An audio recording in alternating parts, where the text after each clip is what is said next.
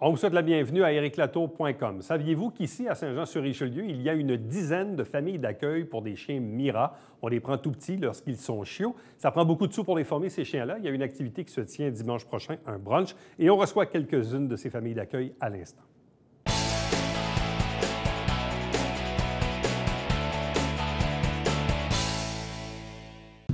Parlons de la Fondation Mira, parlons de ces familles d'accueil d'un peu partout au Québec et notamment ici dans la région de Saint-Jean-sur-Richelieu.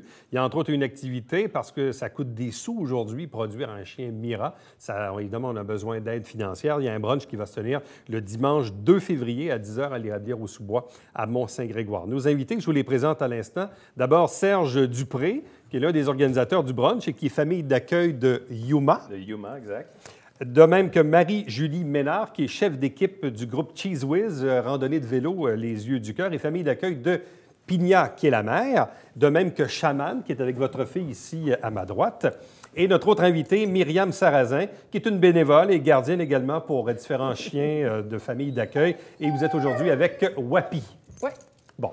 Pour faire une mise en contexte, on a Pigna, qui est la maman, Oui. dans le milieu. Oui. Elle a eu une portée de 8 chiots il y a 5 mois. Voilà. Et de ces 8, il y en a 3 ici sur le plateau avec nous. Exact. Bon. Expliquez-nous un peu le fonctionnement type d'une famille d'accueil, parce que Mira est connue depuis longtemps, mais, et on sait, on voit certains artistes même qui décident d'être famille d'accueil, un peu comme vous, et qui font un peu cette promotion dans les médias. Qu'est-ce que ça implique être famille d'accueil? Être famille d'accueil, c'est socialiser le chien. Donc, c'est recevoir le chiot à 9 semaines. Donc, pendant 1 semaine, le chiot est séparé de sa mère, donc est sevré. Puis, à 9 semaines, on va chercher le chiot. Et puis, ce qu'on nous demande, en gros, c'est de socialiser le chien, de lui apprendre à être un bon chien, évidemment, un bon chien de famille, et d'avoir aucune peur. Donc, que ce soit des peurs des escaliers, des peurs des automobiles, peur des gens, évidemment, ou le contraire, apprécier aussi être dans l'action et rester calme. Donc, un chien aussi qui va faire ses besoins à la bonne place, qui va s'asseoir quand on va lui demander, qui va se coucher quand on va lui demander. Donc, il y a un volet très éducatif au mandat que vous avez comme famille d'accueil. Ils insistent pas nécessairement, ils ne demandent pas d'être des entraîneurs, mais ils nous demandent d'être de bons maîtres, de les aimer, hein, c'est ça qu'ils nous demandent beaucoup, c'est de les aimer. Mais évidemment, de bien les encadrer parce qu'être un chiot Mira, c'est plus difficile que d'être un chiot ordinaire. Bon, donc vous l'avez à la 9e semaine. Oui. Et vous l'avez jusqu'à concurrence de quel âge? 10, 11 mois, 12 mois, ça dépend des besoins de Mira, j'imagine, puis de la disponibilité des entraîneurs, puis de l'évaluation, le début de l'entraînement, tout ça. Donc, mais autour de 10, 11 mois, ils vont aller à l'évaluation pendant 1 semaine chez Mira. Oui. Et puis, s'ils sont classés, ils reviennent dans la famille d'accueil. Oui. On attend la date de l'entrée à l'école. Oui. Ils retournent chez Mira, puis là, ils sont en formation de 4 à 6 mois. Bon. Marie-Julie Ménard, vous êtes famille d'accueil pour Chaman, entre autres, mais aussi pour la maman, qui est Pigna. Donc, c'est une maman qui a presque 5 ans. Oui. Elle a eu combien de portées à ce jour? En fait, les chiots qu'on voit ici, c'est sa 4e portée. Pigna a été mon premier chien Mira que j'ai eu en famille d'accueil, que j'ai socialisé pendant 1 an. Puis je me disais, comme la majorité de vos auditeurs, je me disais, je ne serais jamais capable de me séparer de mon chien, ça va être épouvantable. Puis j'ai eu la chance qu'elle est devenue reproductrice. Donc, ça devient une femelle reproductrice. Elle vit chez moi. Elle va chez Mira pour sa lune de miel 1 semaine. Elle revient à la maison pour la gestation, puis ensuite, elle retourne chez Mira 2 mois pour allaiter, puis la mise bas, puis allaiter ses chiots. Bon. Qu'est-ce qui fait qu'on a déterminé que Pigna allait devenir une reproductrice? Parce qu'elle est parfaite. En fait, ils font les tests des parts, tous les tests dont Serge parlait à l'âge de 10 mois. Puis au niveau de la conformation, puis des besoins, évidemment, là, il y a vraiment un besoin criant de femelles reproductrices. Ah oui? Puis bon, Pigna, ça fait déjà 4 ans qu'elle est reproductrice, mais c'est d'un tempérament calme. Puis on l'a vu avec ses portées, c'est une très bonne maman. Elle est très maternelle. Est-ce qu'il y a beaucoup de reproductrices dans l'environnement de chez Mira? Présentement, si je ne me trompe pas, on est à 60 femelles reproductrices. Ah, Mais il y a quand même. toujours un roulement parce que on suit des normes sévères. Il faut s'assurer que la femelle est vraiment en pleine forme. Pigna n'a jamais été aussi en forme que ça, donc je ne suis pas inquiète qu'il aille à une 5e portée, mais généralement, on s'arrête à 3 portées. Mais dans son cas à elle, vu que tout va bien, elle Vraiment. pourrait potentiellement avoir une 5e portée. Oui, j'ai aucun doute parce en fait, elle est plus en forme qu'elle était lors de sa première portée. Bon. Comment on vit ça quand on est la famille d'accueil de la reproductrice, là? C'est particulier quand même. Oui. Bien, en fait, là, je suis particulièrement comblée parce qu'on a 3 familles d'accueil de Saint-Jean qui avons des bébés de la portée de Pigna. Donc, je suis une mamie heureuse qui voit les 3 chiots plus souvent, mais c'est vraiment une fierté. C'est sûr qu'on vit quand même le deuil quand ils partent 2 mois, on peut comprendre, mais de prendre un chiot à la maison, Pigna, elle s'occupe vraiment avec Chaman de on ne mange pas les tables de chaises, on ne mange pas les chaises, on fait nos besoins là. Moi, je m'occupe du bureau. Donc, au bureau, Chaman, elle doit rester calme. Mais Pigna n'est plus socialisée. Donc, ça devient un chien de maison. Mais est-ce que l'an dernier aussi, vous aviez également un autre chien que Pigna sous votre gouverne comme famille d'accueil? J'avais Pigna qui était avec nous ici aussi, oui. OK. Mais aviez-vous un autre chiot de sa portée précédente? L'année dernière, j'avais Métis, je crois. Camille, En fait, Chaman, c'est ma 6e. Donc, c'est soit Camille. Mais vous avez toujours un deuxième chien, là, sous... Oui, je prends toujours un bébé de la portée de Pigna. Je suis une vraie mamie poule. et comment ça se passe entre la maman et Mme Chaman ici? C'est certain. Il y a une semaine de sevrage qu'ils font chez Mira, mais quand les bébés arrivent à la maison, c'est directement maman, puis ils se souviennent que c'est elle qui donne à boire, puis tout ça. Mais après une semaine, il y a vraiment ils arrêtent de boire après leur mère. Puis là, c'est plus la hiérarchie de « je suis ta mère ». Ah oui? Tu ne manges pas les pattes de table.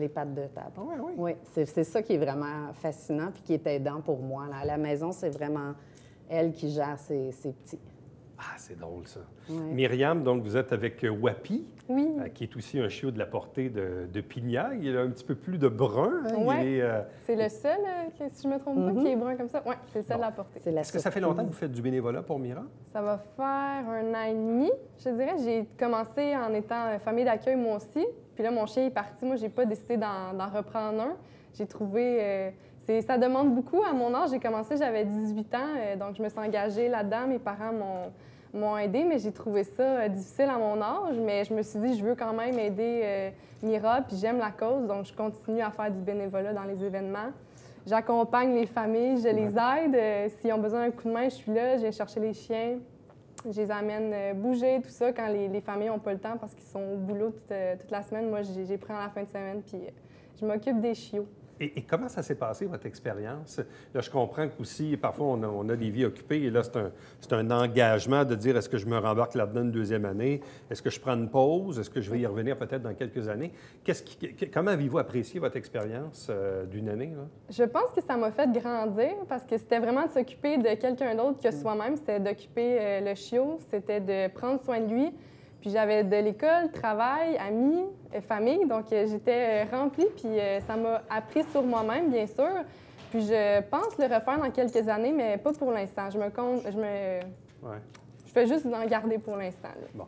Est-ce qu'il y a quand le chiot quitte là, pour de bon, là, je comprends que... Là, vous, dans votre cas, c'est votre 2e? Oui. C'est votre 2e? Bon. Est-ce qu'il y a un déchirement, un attachement, parce que là, quand on a un chien à la maison pendant plusieurs mois, presque une année, je présume qu'on s'attache quand même si on sait qu'ultimement, il va devoir quitter, là. C'est sûr qu'on est dans un état... en tout cas, je vais parler pour moi, là, évidemment. On le sait que c'est pas notre chien. C'est spécial. Ouais. On le sait que c'est pas notre chien, un peu comme moi, je suis enseignant. Puis, comme je sais que les élèves qui sont devant moi, les enfants, les adolescents qui sont devant moi, c'est pas mes enfants. Donc, il y a un attachement, mais avec cette distance-là. Moi, en tout cas, je suis capable d'avoir cette distance-là. Ouais. Ça ne m'empêche pas de les aimer, ça ne m'empêche pas d'être encadrant, mais moi, ça n'a pas été très difficile de laisser. Surtout qu'il y a eu 3 semaines entre... Seulement? Oui, entre le moment où Hachi est rentré à l'école Mira et qu'on a adopté Yuma. Donc, il y a juste eu 3 semaines de pause. On a pris ça comme des vacances. Puis après, on est reparti à recommencer. Et là, vous recommencez avec un jeune bébé de 9 mois, là. Oui. Puis comme Mira nous dit souvent, on fait la partie la plus difficile. C'est sûr que l'entraînement, c'est très technique, mais nous, on fait la partie de la patience. Nous, il faut être patient, répéter, recommencer. Donc, on fait la partie, semble-t-il, la plus difficile. Bon. Là, évidemment, là, quand vous êtes arrivé ici sur le plateau, évidemment, il était un peu plus agité, le temps que ça se calme et tout ça. Parce que aussi, ce que vous m'aviez dit un peu avant l'entrevue, c'est que ces chiens-là sont parfois habitués de courir ensemble, pas attachés, là. Ouais. Donc ça, c'est des activités avec lesquelles ils sont habitués, c'est ça? Oui, en fait, on aime bien on appelle ça nos parties canins. On aime bien se regrouper, les familles d'accueil de Saint-Jean, puis des fois, des gens de l'extérieur qui reviennent, on se regroupe ensemble. Puis on fait jouer les chiens vraiment à fond. Puis là, ça nous permet, nous, d'avoir des soirées tranquilles. Et là, comme pour eux, c'est une première expérience Oui. où là, ils sont évidemment attachés. Oui. On leur demande d'être calmes pour les besoins du plateau de télé, mais ça reste quand même que ce sont des chiots là, qui ont 5 mois. Là. Ouais. Donc, ça reste de jeunes chiens. Parce que souvent, l'image idyllique qu'on a quand on voit les reportages des chiens Mira, c'est ils sont beaux, ils sont donc calmes. Ça, c'est des futurs Mira, mais de 5 mois. Bien, c'est Oui. qu'on voit les chiens, souvent dans les reportages, on voit les chiens entraînés. Entraînés. Et ils ont été sélectionnés. Hein, parce que ces chiens-là, oui, il y a une certaine sélection qui se fait, mais comme Hachi aurait pu être déclassé, mon premier chien que j'ai eu, Yuma pourrait être déclassé pour plein de raisons. Là. Donc, les reportages qu'on voit, si c'est des chiens adultes entraînés, c'est sûr qu'ils sont plus calmes. C'est ça. Mais comme je disais tantôt, la partie la plus exigeante, là, en tout cas au niveau de la patience puis de l'énergie, c'est quand ils sont tout petits. Là. Ça demande... Puis pour eux aussi, leur demander d'être assis comme ça, puis de ne pas aller agacer leurs frères puis leurs sœurs, Ouais. c'est difficile pour eux. Mais Pigna est très calme, par exemple. Elle est parfaite. C'est une maman calme, oui. Vraiment, oui, Oui. oui. Pigna, elle est d'un calme, mais elle commence déjà à chamane à la maison, la mordille ou la grippe, ouais? puis elle commence à lui dire que ça l'intéresse moins. Former un chien Mira, c'est quoi? 30 000 que ça coûte au total à peu près, là? Oui. C'est quand même beaucoup de sous pour un chien. Et Mira, je ne sais pas, Mira en entraîne combien par année? Je ne sais pas trop. J'ai perdu les statistiques, mais c'est quand même... il y a quand même beaucoup de chiens Mira là, qui sortent dans une année. Là. Il me semble que c'est pas 300, 350 Ouais, à peu près, qui ont c'est dans donné ces l'année eaux-là, là. passée. Là. Oui, donc... Fait que si on dit qu'il y a 300 chiens qui sont entraînés, imaginez 300 fois 30 000 Ouais. C'est beaucoup d'argent. Oui. Évidemment, vous, il y a votre propre contribution, évidemment, de les accepter, ces chiens-là, pendant une durée. Mais comment Mira arrive-t-il à ramasser des sous? Là, je comprends, vous avez un brunch, mais il y a d'autres activités aussi dans l'année. Oui, Mira fonctionne vraiment seulement avec les dons. Elle n'a pas de subvention. Il y a différentes activités dans l'année, dont le brunch qui sert, dans le fond, à faire une levée de fonds pour les Bécanes de l'Espoir, qui est l'équipe cycliste des familles d'accueil qui vont rouler le 14 août prochain pour, justement, pour lever des fonds pour la Fondation Mira. Donc, on a notre gentil organisateur qui organise ce brunch-là dimanche prochain. Mais il y a différentes activités tout au long de l'année, des emballages de cadeaux de Noël, emballages dans les épiceries. On a les voitures conduire avec un non-voyant comme chauffeur. Il y a plein d'activités comme ça. Les cartouches d'encre. Les cartouches Ils font d'encre. beaucoup d'argent avec ça. Ils amassent beaucoup d'argent avec le retour des cartouches d'encre. Il y a aussi des événements ou des ententes corporatives à plus haut niveau. Ceux-là, ils rapportent plus que notre brunch de dimanche, mais reste que, comme par exemple avec Mondou, qui, je pense, l'an passé, en tout cas, c'est au-dessus de 100 000, 200 000, si ce n'est pas plus. Là. Et ici, dans la région de Saint-Jean-sur-Richelieu, il y a combien de familles d'accueil? Présentement, une bonne active, Il y en il y a a 19? 10? 10 cette année. Donc, il y a 10 familles là, comme vous là, Ouais. qui accueillent là, des chiens Oui, Mira. qui sont là. actifs. Puis c'est pour ça qu'il y a une belle synergie. Moi, je voyage beaucoup pour le travail, puis j'ai toujours des familles d'accueil ou des anciennes familles d'accueil qui sont prêts à venir regarder. Donc, c'est pas difficile d'être famille d'accueil pour Mira quand on se déplace. Il y a toujours un réseau. Il y a un réseau qui est là, qui nous soutient pour... Est-ce qu'on sait si Mira est perpétuellement à la recherche de familles d'accueil? présentement... Est-ce qu'il y a des besoins, Myriam? Je pense pas pour le moment. Là. Des fois, Ouais. l'attente peut être longue, mais l'année passée, je sais que l'été, il y a eu beaucoup de chiots qui ont sorti à la pouponnière, donc beaucoup de naissances. Donc là, ils étaient en recherche de familles d'accueil. C'est périodique, là. Oui, Aussi. vraiment. Bon.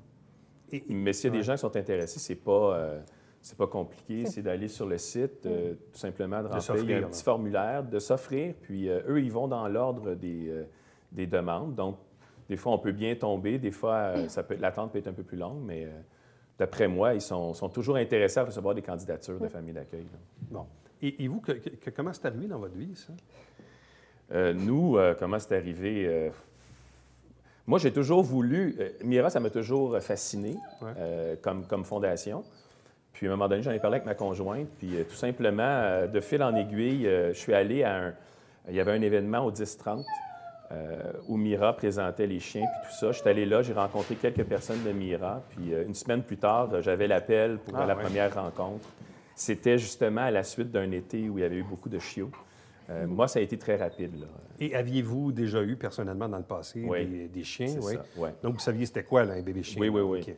Ouais. J'aimais beaucoup les chiens. Puis avec notre vie active, c'est difficile d'avoir un chien parce qu'il faut le laisser en cage à la maison, s'il n'y a personne à la maison. Donc, ça pouvait relier deux passions, avoir le chien avec moi tout le temps, puis aider en même temps une fondation. Parce que là, dans le fond, lui, il vous suit tout le temps. Oui. En classe. Donc, c'est pas comme quand on a un chien à la maison, comme vous dites, on le met dans la cage, on s'en va travailler s'il n'y a personne à la maison. Ouais. Là, dans le fond, le chien, il vous suit tout le temps. Toujours. Toujours. Et toujours avec moi. Toujours avec moi. Je pensais ce matin, je prenais ma douche. Avec le chien? Non! Non, Le chien était probablement à la porte de la douche. Ceux qui me connaissent, ils vont rire là, parce qu'ils vont se dire pourquoi ils racontent ça. Mais j'étais dans la douche, puis une douche vitrée. Oui. Puis je voyais à travers la vitre Yuma qui était couché sur le tapis puis qui me regardait.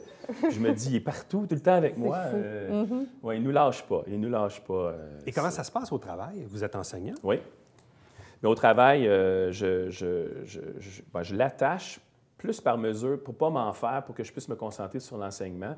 Mais je l'attache après la patte du bureau à l'avant, puis quand le cours commence. Les élèves, à chaque fois qu'ils passent, soit pendant le cours, au début ou à la fin, ils vont le flatter un petit peu, mais très rapidement. Puis lui, il dort. Il dort. Il écoute. Mais ça permet justement de socialiser le chien, parce à que fait. là, évidemment, s'il voit des dizaines et des dizaines d'élèves à chaque jour, Ouais. donc il voit beaucoup de monde. Ouais. Là. Donc, il est habitué d'être dans un lieu public Tout à fait. et avoir toutes sortes de monde. Là. C'est dans les pauses, je trouve, qu'il apprend le plus. Parce que quand on se déplace dans les pauses, là, quand il y a plus de 1000 élèves qui transitent de locaux en locaux, C'est du là, monde, là. lui, il se promène à travers ça, là, puis il faut qu'il soit calme, il faut qu'il suive. Ouais. Bon. Il apprend beaucoup. Bon. Dans le cas de Maman Pigna, est-ce qu'elle vous suit également partout? Non, Non, Maman c'est ça. Pigna, depuis qu'elle est reproductrice, dans le fond, ils perdent leur privilège du foulard qui leur permet d'aller partout. Donc, elle reste à la maison. Quand elle est gestante, c'est bon pour elle le repos. Puis moi, j'ai quelqu'un qui passe à la maison chaque jour pour la sortir puis s'en occuper parce que justement, on a des chiens Mira parce qu'on ne veut pas les laisser seuls à la maison. Mais j'ai la chance d'avoir un bon réseau qui la sort. Quand elle sera retraitée de la reproduction, qu'est-ce qui va arriver? On va vous la laisser? Oui, ça va être notre chien de maison. Ça va devenir le chien de la maison, le chien de la famille. Et est-ce que vous souhaitez encore poursuivre l'aventure plusieurs années?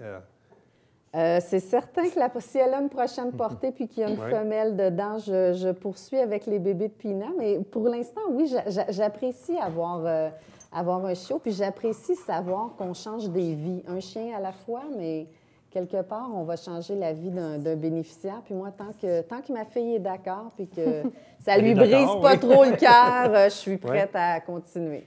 Bon, parce que, bon, ces chiens-là, ils accompagnent des personnes en fauteuil roulant, mobilité réduite, des personnes, évidemment, soit non-voyants, même aujourd'hui, le spectre de l'autisme. Bref, il y a plusieurs utilités aujourd'hui aux chiens d'assistance. Oui, tout à fait. Puis, la grosse demande présentement est vraiment au niveau des enfants atteints du spectre de l'autisme. Donc, puis la formation, je ne sais pas combien vaut un chien, mais la formation est un peu moins longue.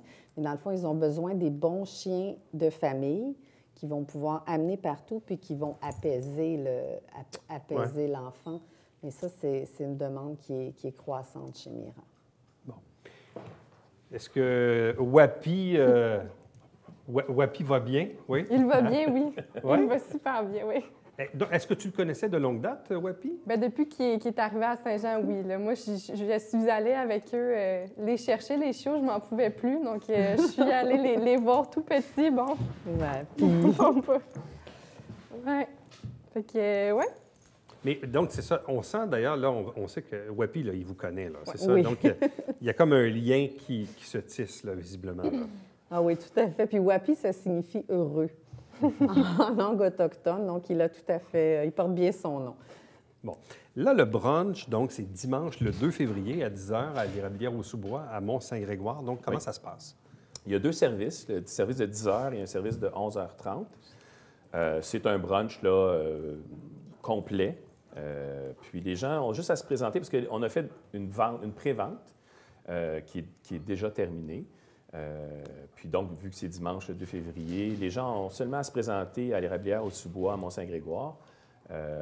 C'est 20 $ par adulte, en argent comptant, s'il vous plaît, évidemment. Ouais. Puis pour les enfants entre 4 et 12 ans, c'est 10 $. Puis pour les enfants en bas de 4 ans, c'est gratuit. Donc, c'est une belle occasion, je pense, de venir en famille, entre amis, déjeuner ensemble. Puis en même temps, bien, il va y avoir... on calcule à peu près une dizaine de chiens Mira, donc des chiens avec des bénéficiaires, des chiots, des femelles reproductrices. Donc, vous pouvez venir les flatter. Il va y avoir aussi des prises de photos avec les chiens Mira. Et donc, il y a une bonne partie des profits là, qui vont, pas une bonne partie, tous les profits vont à la Fondation Mira. Mais c'est à peu près la moitié du coût du billet, là, à peu près 10 $ par billet adulte qui vont à la Fondation. Donc, c'est sûr qu'on invite tout le monde parce qu'il y a de la place. Il y a encore beaucoup de billets. On essaie de se faire connaître. C'est la 2e édition. Ouais. Donc, on invite toute la population. Parfois, les gens se cherchent des endroits pour bruncher le dimanche matin. Alors, voilà une belle occasion à Mont-Saint-Grégoire, évidemment, d'encourager une bonne cause. Oui. Puis, comme vous le dites aussi, il va y avoir une dizaine de représentants qui seront sur place. Donc, les gens vont pouvoir peut-être même questionner les gens qui ont des chiens d'assistance ou questionner des familles d'accueil comme vous pour voir un peu c'est quoi votre quotidien. Là, vous, donc, avec Yuma, vous en avez encore pour quelques semaines, quelques mois? 5-6 mois. 5-6 mois à peu près, oui. Et après ça, on passe au suivant? Bien, c'est comme je dis, si Dieu le veut, si mon école permet aussi. C'est sûr que si l'école ne le permettait pas, le milieu de travail, ça rendrait ça vraiment difficile, compliqué, presque impossible. Puis ça manquerait de sens aussi, parce que le chien, il faut qu'il soit dans le milieu, dans un milieu. Mais c'est bien accepté à votre école, oui? Très, très bien accepté. L'année passée, c'était une première expérience, donc c'était un projet pilote. Et là, on ne me parle plus de projet pilote, donc je pense que... Vous êtes à Marcelin? À Marcelin-Champagnat, oui. Donc ça se passe bien à Marcelin-Champagnat? Très bien, donc, très bien. C'est une vedette. C'est la star. Les gens ne me saluent plus, ils saluent le chien. Vous êtes passé deuxième. Là, si le chien n'est pas là, ils ne me disent même pas bonjour, les gens, ils disent « Où est le chien? » Et là, vous êtes en préparation pour les randonnées cyclistes? Oui, la randonnée va avoir lieu le 14 août. L'équipe de Cheese Whiz, qui était de la famille des fromages, cherche de nouveaux cyclistes, mais cherche aussi des dons. Donc, tout le monde est invité à venir rouler. Puis c'est vraiment une randonnée. On n'est pas dans la performance. Donc, c'est vraiment pour monsieur, madame, tout le monde. Les distances vont de 50 à 125 km. Puis, il reste à convaincre certaines personnes qui ne sont pas encore inscrites.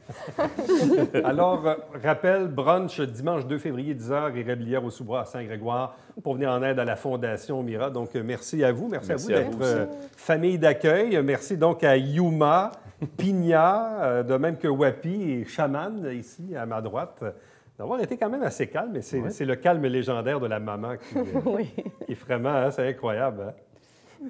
Elle a vraiment tout un style. Merci beaucoup. Merci à vous. Merci. Restez avec nous. Au retour, on vous présente le babillard quotidien.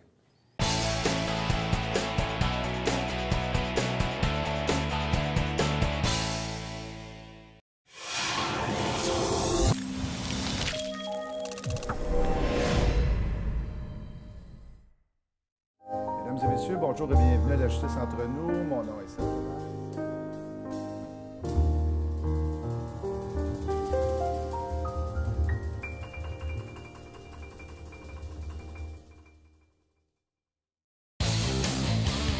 Salut, ici Alexandre Baudouin. Et François Trépanier. François, cette semaine à Sport Express, on parle du projet de retour de la Ligue nord-américaine. Oui, avec le commissaire Renaud Lefort et le promoteur Vincent Vallière qui sont avec nous. Manquez pas ça.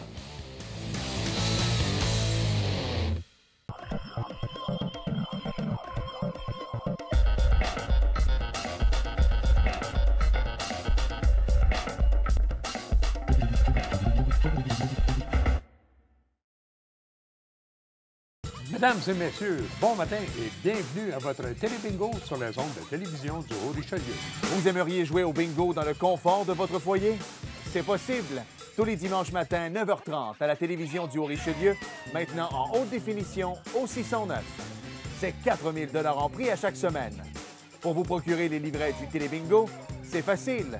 Consultez la liste de nos 30 dépositaires au www.tvhr9.com.